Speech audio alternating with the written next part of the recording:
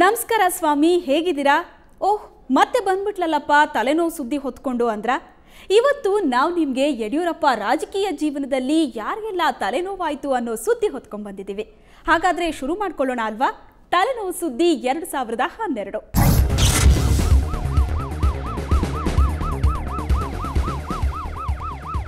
ಯಡಿಯೂರಪ್ಪ ತಮ್ಮದೇ ಆದ ವರ್ಚಸ್ಸಿನಿಂದ ಮುನ್ಸಿಪಾಲಿಟಿ ಸದಸ್ಯನಿಂದ ಹಿಡಿದು ರಾಜ್ಯದ ಸಿಎಂ ಗಾದಿವರೆಗೂ ಬೆಳೆದವರು. ಆದರೆ ಇವತ್ತೇನಾಗಿದೆ ಗೊತ್ತಲ್ಲ, ಕಳೆದ 1 ದಶಕದಲ್ಲಿ ಯಡಿಯೂರಪ್ಪ ರಾಜಕಾರಣದಿಂದ ಯಾರಿಗೆಲ್ಲ ತಲೆಬಿಸಿಯಾಯಿತು, ಯಡಿಯೂರಪ್ಪಗೆ ಯಾರೆಲ್ಲ ತಲೆಬಿಸಿ ಮಾಡಿದ್ರು ಗೊತ್ತಾ?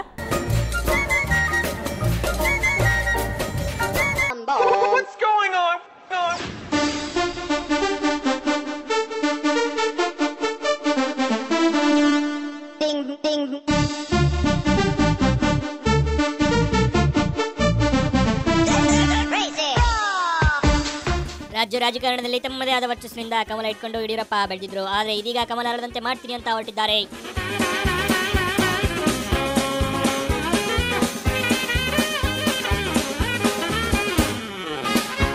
ಬಿಜೆಪಿಗೆ ತಲೆನೋವಾಗಿದ್ದಾರೆ. ಆದರೆ ಯಡಿಯೂರಪ್ಪ ಕಳೆದ 4 ದಶಕಗಳಿಂದ ರಾಜಕಾರಣದಲ್ಲಿದ್ದಾರೆ. ಕಳೆದ 1 ದಶಕದಲ್ಲಿ ಅವರ ರಾಜಕೀಯ ಜೀವನದಲ್ಲಿ ಏನೆಲ್ಲ ನಡೆದು ಹೋಯ್ತು ನೋಡಿ.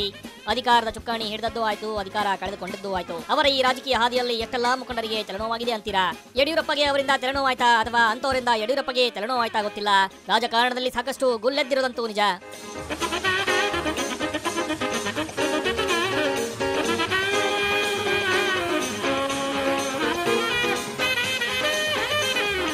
ಏನಿದು ತುಂಬಾನೇ ಒಗಟಾಗಿ ಹೇಳ್ತಿದ್ದೀರಾ ಅಂತ ನಿಮಗೆ ತಲೆನೋವು ಶುರುವಾಯ್ತಾ? ಕನ್ಫ್ಯೂಸ್ ಆಗಬೇಡಿ, ಸ್ವಲ್ಪ ಬಿಡಿಸಿ ಹೇಳ್ತೀನಿ ಕೇಳಿ. ಅವತ್ತು ರಾಜ್ಯ ರಾಜಕಾರಣದಲ್ಲಿ ಮೊದಲ ಬಾರಿಗೆ 2020 ಮ್ಯಾಚ್ ನಡೀತು ನೋಡಿ. ಆಗ ಶುರುವಾಯ್ತಪ್ಪ ಯಡಿಯೂರಪ್ಪ ಆಟ.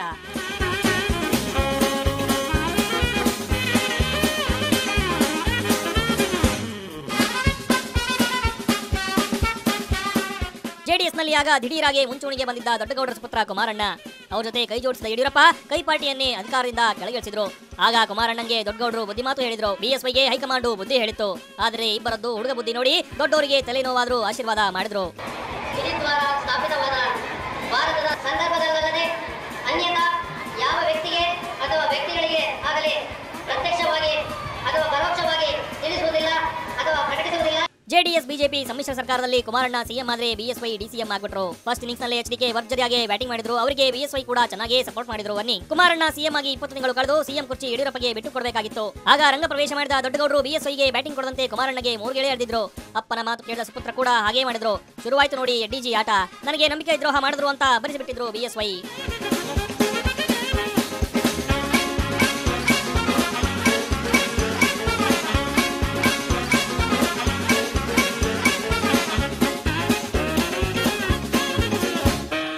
ಅವರ ಆರ್ಭಟಕ್ಕೆ ಎಚ್ಡಿಕೆ ತಲೆ ಚಚ್ಚಿಕೊಳ್ಳುವಂಗಾಯ್ತು. ಮುಂದಿನ 20 ತಿಂಗಳು ಯಡಿಯೂರಪ್ಪ ಆಟ ನಡಿಲೇ ಇಲ್ಲ. ಬದಲಾಗಿ ಮತ್ತೆ ಮ್ಯಾಚ್ ರೆಫರಿ ಅಂದ್ರೆ ಅದೇ ಚುನಾವಣಾ ಆಯೋಗದವರು ಹೊಸ ಆಟ ಶುರು ಮಾಡಿ ಅಂದ್ರು. ಎಲೆಕ್ಷನ್ ನಡೀತು, ನಂಗೆ ನಂಬಿಕೆ ದ್ರೋಹ ಮಾಡಿದ್ರು ಅಂತ ಹೋದಲ್ಲಿ ಬಂದಲ್ಲಿ ಕಣ್ಣೀರು ಹಾರಿಸಿದ ಬಿಎಸ್ವೈ ಮತದಾರ ಪ್ರಭುಗಳ ಮನಸ್ಸು ಗೆದ್ದು ಬಿಟ್ರು.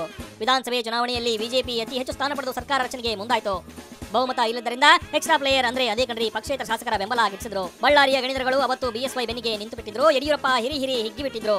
ವಿಧಾನಸೌಧದ ಮುಂದೆ ಹಸಿರು ಶಾಲು ಹೊದ್ದು ರೈತರ ಪರ ಅಂತ ಪೋಸ್ ಕೊಟ್ರು.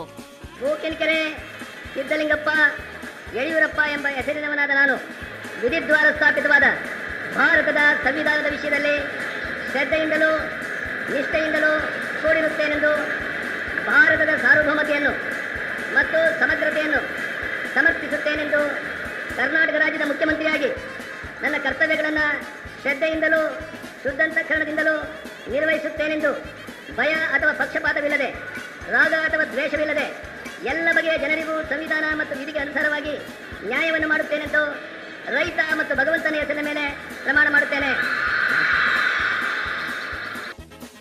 ಜಮಾಯಿಸಿದ್ದ ಜನರು ಜೈ ಎಂದು ಬಿಟ್ಟಿದ್ರು. ತಮ್ಮದೇ ಕೋಮಿನಲ್ಲಿ ಪ್ರಭಾವಿಯಾಗಿದ್ದ ಜಗದೀಶ್ ಶೆಟ್ಟರ್ಗೂ ಮಂತ್ರಿಗಿರಿ ನೀಡದೆ ಸ್ಪೀಕರ್ ಕುರ್ಚಿಯಲ್ಲಿ ಕೂರಿಸಿದ್ರು. ಇನ್ನು 5 ವರ್ಷ ನಂದೇ ಆಡಳಿತ, ನಾನು ಆಡಿದ್ದೆ ಆಟ ಅಂತ ಠಳಾಯಿಸಿ ಬಿಟ್ರು. ಆದರೆ ಅದ್ಯಾರ ಶಾಪವೋ ಗೊತ್ತಿಲ್ಲ ಕಣ್ರಿ. ಬಿಎಸ್ವೈ ಸಿಎಂ ಆದ ಹೊಸದರಲ್ಲೇ ಹಾವೇರಿಯಲ್ಲಿ ರೈತರ ಮೇಲೆ ಗೋಲಿಬಾರ್ ನಡೆದಿತ್ತು. ಯಡಿಯೂರಪ್ಪ ರೈತ ಸರ್ಕಾರ ಅನ್ನೋದು ಡ್ಯಾಮೇಜ್ ಆಗೋಯ್ತು. ಬಿಎಸ್ವೈಗೆ ಅವತ್ತೇ ಶನಿಯು ವಕ್ಕರಿಸಿಕೊಂಡ ಬಿಟ್ಟಿದ್ದ ಅನ್ಸುತ್ತೆ. ಮುಂದೆ ಅವರ ಆಡಳಿತ ಸೂತ್ರವಿಲ್ಲದ ಗಾಳಿ ಪಡೆದಂತೆ ಹಾರಾಡಿದ್ದು.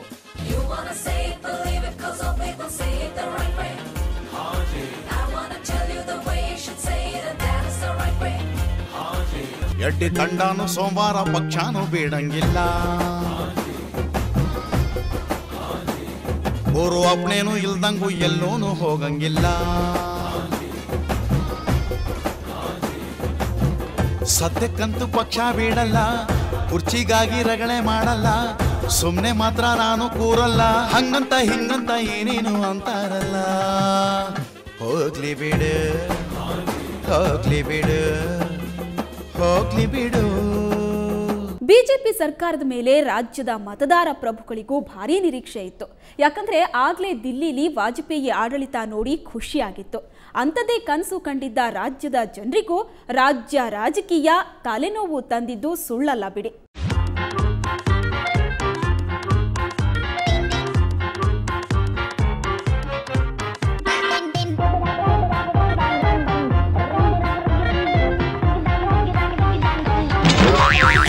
ಯಡಿಯೂರಪ್ಪ ಸಿಎಂ ಆಗಿ ಸಾಕಷ್ಟು ಭರವಸೆ ಮೂಡಿಸಿದ್ದೇನು ಸುಳ್ಳಲ್ಲ.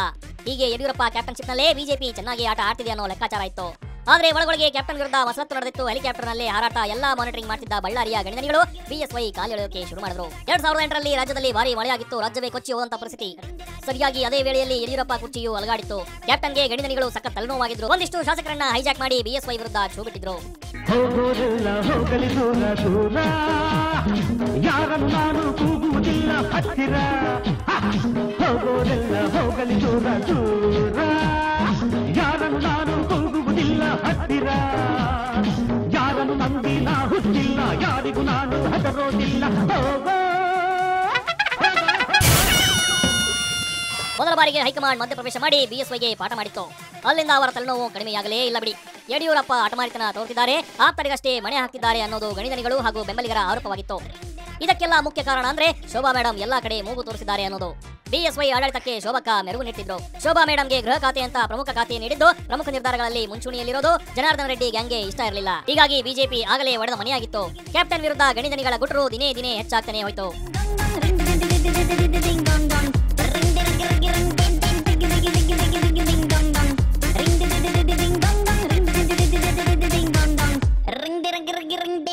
ಸಿಎಂ ಯಡಿಯೂರಪ್ಪ ವಿರುದ್ಧ ರೆಸಾರ್ಟ್ ರಾಜಕಾರಣ ಕಾಮನ್ ಆಗಿ ಬಿಟ್ಟಿತ್ತು. ಶಿಸ್ತಿನ ಪಕ್ಷದಲ್ಲೇ ಕಾಲೆಳೆಯುವ ಸಂಸ್ಕೃತಿ ಹೆಚ್ಚಾಯಿತು. ಹಾಗಿದ್ರೂ ಬಿಎಸ್ವೈ ವರ್ಚಸ್ಸು ಹೆಚ್ಚುತ್ತಲೇ ಇತ್ತು. ಕಾಂಗ್ರೆಸ್ ಪಾಳ್ಯಕ್ಕೆ ಇದೇ ತಲೆನೋವಿನ ವಿಷಯವಾಗಿತ್ತು. ಸರಿ ಸುಮಾರು ಅದೇ ವೇಳೆಗೆ ಭೂಭೂತದ ಹಾವಳಿ ಶುರುವಾಯಿತು ನೋಡಿ. ಬಿಎಸ್ವೈ ಬಗ್ಗು ಬಡಿಯೋಕೆ ಸೆಂಟ್ರಲ್ ಟೀಮ್ ಸರಿಯಾಗಿ ಸ್ಕೆಚ್ ಹಾಕಿತ್ತು.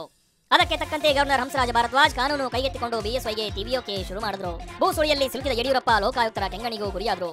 ಲೋಕಾಯುಕ್ತ ನ್ಯಾಯಮೂರ್ತಿ ಸಂತೋಷ್ ಹೆಗಡೆ ಕೊಟ್ಟ ವರದಿ ಬಿಎಸ್ವೈಗೆ ಪಾತಾಳ ಗರಡಿಯಾಯಿತು. ಒಂದೆಡೆ ಗಣಿಗಳ ದೊಡ್ಡಾಟ, ಮತ್ತೊಂದೆಡೆ ಹೆಗಲೇರಿದ ಭೂ ಬೇತಾಳದ ಕಾಟ. ಲೋಕಾಯುಕ್ತ ವರದಿಯ ಪಾಠ. ಇದರಿಂದಾಗಿ ಯಡಿಯೂರಪ್ಪ ತಲೆನೋವು ದಿನದಿಂದ ದಿನಕ್ಕೆ ಹೆಚ್ಚಾಯಿತು.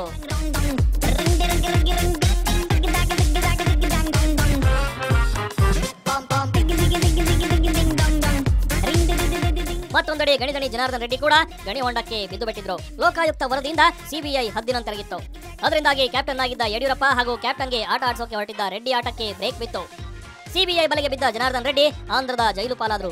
ಯಡಿಯೂರಪ್ಪ ಮೇಲಿನ ಆರೋಪಗಳು ಬಿಜೆಪಿ ಹೈಕಮಾಂಡ್ಗೆ ತಲೆನೋವಾಗಿತ್ತು. ಲೋಕ ಸುಳಿಗೆ ಸಿಕ್ಕ ಯಡಿಯೂರಪ್ಪ ಕೊನೆಗೂ ಮುಖ್ಯಮಂತ್ರಿ ಗಾದಿಯಿಂದ ಕೆಳಗಿಳಿದು ಜೈಲು ಸೇರುವಂತಾಯ್ತು.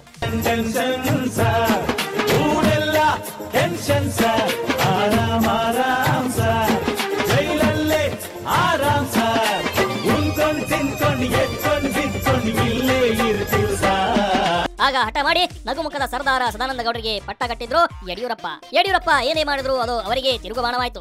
ಡಿವಿಎಸ್ ಜೊತೆಗೂ ಜಟಾಪಟಿ ನಡೀತು. ಅವರ ಜೊತೆ ಅವರದ್ದೇ ಕೋಮಿನ ದೊಡ್ಡಗೌಡರು ಆಪ್ತರಾದ್ರು. ಅವರು ಹೇಳ್ದಂಗೆ ಆಡಳಿತ ನಡೀತಿದೆ ಅಂತ ಬಿಎಸ್ವೈ ಬಡಬಡಾಯಿಸಿದ್ರು. ಕ್ಯಾಪ್ಟನ್ಶಿಪ್ ಬದಲಾವಣೆಗೆ ಪಟ್ಟು ಹಿಡಿದ್ರು. ಹೀಗಾಗಿ ಜಗದೀಶ್ ಶೆಟ್ಟರ್ಗೆ ಸಿಎಂ ಆಗೋ ಭಾಗ್ಯ ಬಂತು. ಇತ್ತ ದಿನದಿಂದ ದಿನಕ್ಕೆ ಯಡಿಯೂರಪ್ಪ ಆಟ ಮಾತ್ರ ಹೆಚ್ಚಾಗ್ತಾನೆ ಹೋಯ್ತು. ತಮಗೆ ಸಿಎಂ ಪಟ್ಟ ಕಟ್ಟಬೇಕು, ಇಲ್ಲದೆ ಇದ್ರೆ ಪಕ್ಷದ ಅಧ್ಯಕ್ಷಗಿರಿ ನೀಡಬೇಕು ಅಂತ ಪಟ್ಟು ಹಿಡಿದಿದ್ರು. ಆದರೆ ಕೇಸರಿ ಬ್ರಿಗೇಡ್ ಮಾತ್ರ ಒಪ್ಪಲೇ ಇಲ್ಲ. ಯಡಿಯೂರಪ್ಪ ಇದೆಲ್ಲ ರಗಳನೆ ಬೇಡ ಅಂತ ಬಿಜೆಪಿಗೆ ಗುಡ್ ಬೈ ಹೇಳಿ ಕೆಜೆಪಿ ಅಂತ ಟೀಮ್ ಕಟ್ಟಿದ್ರು. ತಾವೇ ಕ್ಯಾಪ್ಟನ್ ಆದ್ರು. ಈಗ ಬಿಜೆಪಿಯಲ್ಲಿರೋ ಒಂದಿಷ್ಟು ಆಟಗಾರರು ಅವರಿಗೆ ಜೈ ಅಂತಿದ್ದಾರೆ. ಹೀಗಾಗಿ ಬಿಜೆಪಿ ಮುಖಂಡರಿಗೂ ತಲೆನೋವಾಗಿದೆ. ಹಿಂದೆ ತುಂಬಾನೇ ಫ್ರೆಂಡ್ಲಿ ಆಗಿದ್ದ ಒಂದಿಷ್ಟು ಆಟಗಾರರು ಯಡಿಯೂರಪ್ಪಗೆ ತಿರುಗುಬಾಣ ಬಿಡ್ತಿದ್ದಾರೆ. ಹೀಗಾಗಿ ಬಿಎಸ್ವೈಗೂ ತಲೆನೋವಾಗಿದೆ.